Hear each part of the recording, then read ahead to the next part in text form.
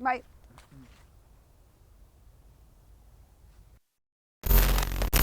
Most people think that training is all about mileage and intensity, and yes, that helps, but you need to give your body a rest too. I'm Anna. And I'm Rick. And today on the Running Channel, we're going to be going through why it's important to give yourself a rest, whether you're training for a race or just out running for fun. Okay, so you might not believe it, but you actually get fitter when you recover. Allowing your body to recover, recuperate and rest allows your muscles to absorb all the goodness and the good work that you've put in during your deep training sessions. Now, micro damage, micro tears of the tissues actually happen during training, and our body needs time to repair those tears. Otherwise, it'll just simply break down. But when it comes to repairing them, we need to do it sporadically, spread out throughout the week, not doing 4 or 5 hard days followed by 2 days off. And building those rest and recovery days into your schedule means you're less likely to come up against overuse injuries. Now, recovery takes time. You also need really good sleep and good nutrition, which we'll come to later. And a lot of people often feel guilty about taking rest days because they feel they should be out there and training hard. But that is the difference between us and the best athletes in the world, because they know just how important it is to build recovery into your training schedule.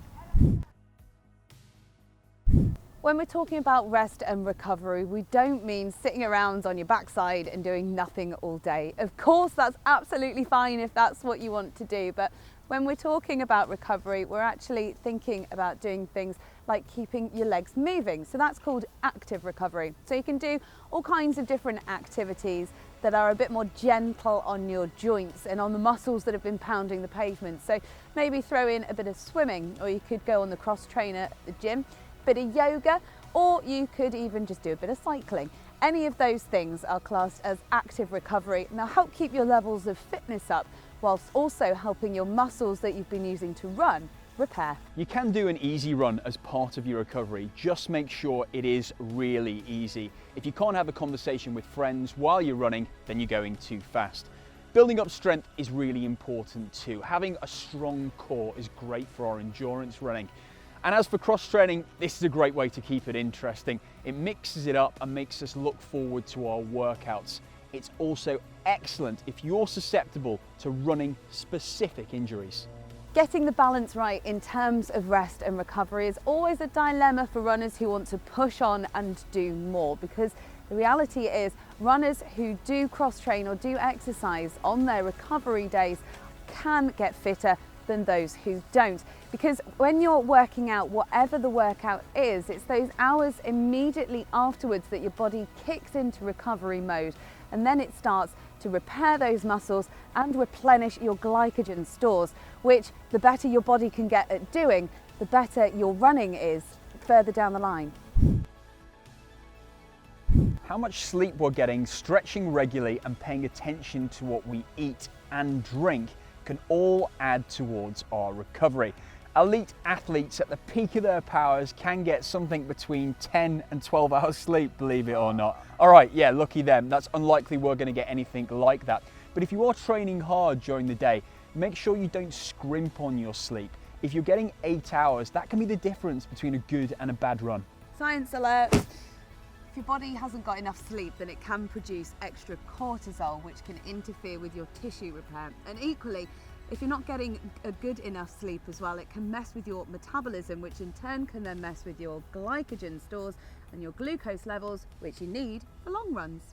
Heavy. If you're targeting a marathon or perhaps a longer term training schedule, then you should be looking at taking an easy week around once a month. So doing hard training for about 3 to 4 weeks and then really cutting that mileage back on what's known as a drop down week. So a lot of plans will already have this built into them, and it just means that your body gets a bit of a time to relax before you then ramp up the training for the next block. It's not only important physically, but it also gives us the opportunity to recharge mentally as well, giving us the chance to switch off and focus on other parts of our life. We really need to treat rest with as much discipline as we do our harder workouts. The best thing about rest days though is taking it easy. When you include rest days into your workout or training routine, you're more likely to get an overall consistent approach. This is because you're less likely to skip workouts because you've got injuries, allowing you to train more efficiently. My favourite thing to do on a rest day for recovery, especially in the winter, is getting a nice warm bath, throw in some Epsom salts for those tired and achy muscles, and I know I've totally earned that relaxation.